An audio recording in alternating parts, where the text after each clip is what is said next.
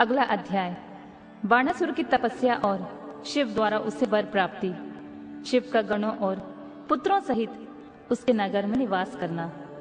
बाण पुत्री उषा का रात के समय स्वप्न में अनिरुद्ध के साथ मिलन। चित्रलेखा द्वारा अनिरुद्ध का द्वारका से अपहरण। बाण का अनिरुद्ध को नागपाश में बांधना।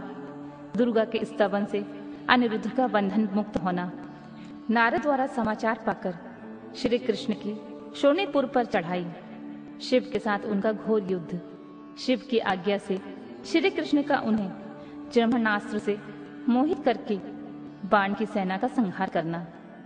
व्यास जी बोले, सर्वज्ञ सनत कुमार जी, आपने अनुग्रह करके प्रेम पूर्वक ऐसे अद्भुत और सुंदर कथा सुनाई है जो शंकर जी की कृपा से ओतप्रोत है। अब मुझे शशि मौली के उस उत्तम चरित्र का श्रवण करने की इच्छा है जिसमें उन्होंने प्रसन्न होकर बाणासुर को गणाध्यक्ष पद प्रदान किया था। सनत कुमार जी ने कहा, व्यास जी, परमात्मा शंभु की उस कथा को जिसमें उन्होंने प्रसन्न होकर बाणासुर को गणनायक बनाया था, आदर पूर्वक श्रवण करो। इसी प्रसंग में महाप्रभु शंकर का वह सुंदर चरित्र भी आएगा जिसमें उन्होंने बाणासुर पर अनुग्रह करके श्री कृष्ण के साथ संग्राम किया था। व्यास जी, दक्ष प्रजापति की 13 कन्याएं कश्यप मुनि की पत्नियां थीं। वे सब की सब पतिव्रता और सुशीला थीं। उनमें दिति सबसे बड़ी थी, जिसके लड़के दैत्य कहलाते हैं। अन्य पत्नियों में भी देवता तथा चराचर सहित समस्त प्राणी पुत्र रूप से उत्पन्न हुए थे। ज्येष्ठ पत्नी दिति के गर्भ से सर्वप्रथम 2 महाबली पुत्र पैदा हुए। उनमें हिरण्यकश्यप ज्येष्ठ था और छोटे भाई का नाम हिरण्याक्ष था। हिरण्यकश्यप के 4 पुत्र हुए। उन्हें दैत्य श्रेष्ठों का क्रमशः हाद, अनुहाद, संहाद और प्रहलाद नाम था। उनमें प्रहलाद जितेंद्रिय और महान विष्णु भक्त हुए। उनका नाश करने के लिए कोई भी दैत्य समर्थ न हो सका। प्रहलाद का पुत्र विरोचन हुआ। वह दानियों में सर्वश्रेष्ठ था।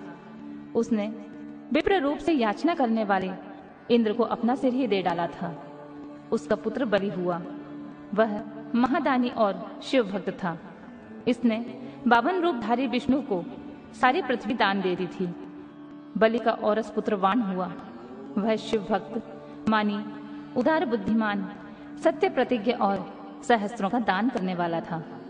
उस असुरराज ने पूर्व काल में त्रिलोकी को तथा त्रिलोकाधिपतियों को बलपूर्वक जीतकर शोणितपुर में अपनी राजधानी बनाया और वहीं रहकर राज्य करने लगा। उस समय देवगण शंकर की कृपा से उस शिव भक्त बाणासुर के किंकर के समान हो गए थे। उसके राज्य में देवताओं के अतिरिक्त और प्रजा दुखी नहीं थी। शत्रु धर्म का बर्ताव करने वाले देवता शत्रुतावश ही कष्ट झेल रहे थे।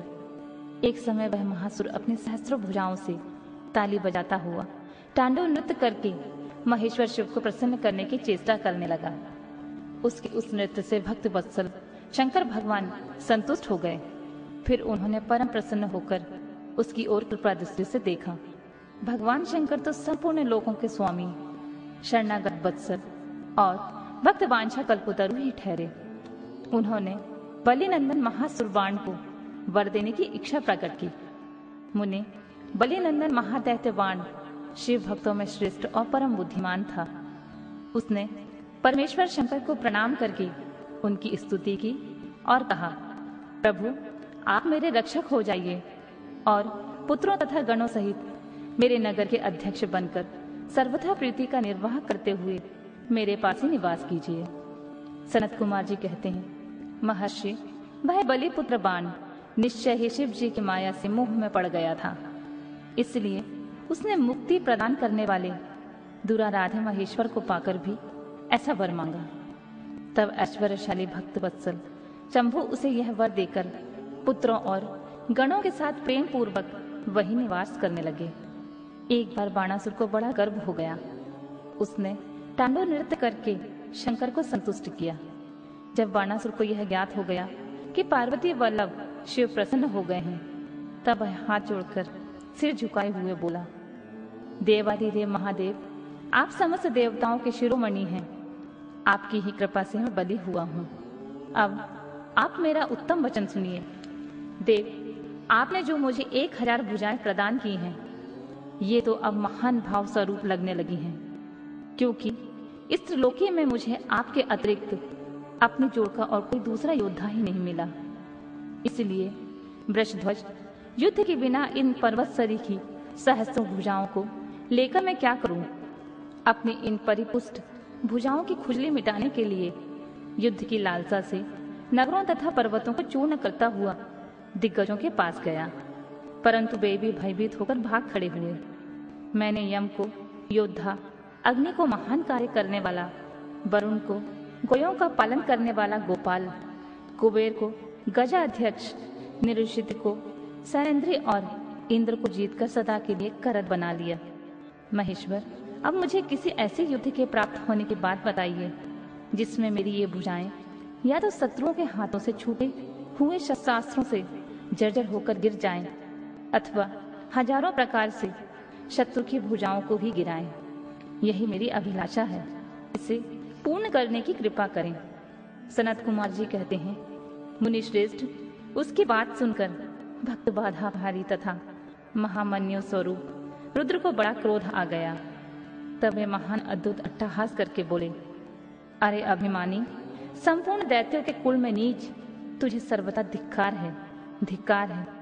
तू बलि का पुत्र और मेरा भक्त है, तेरे लिए ऐसी बात कहना उचित नहीं है। अब तेरा दर्प चूर्ण होगा, तुझे शीघ्र ही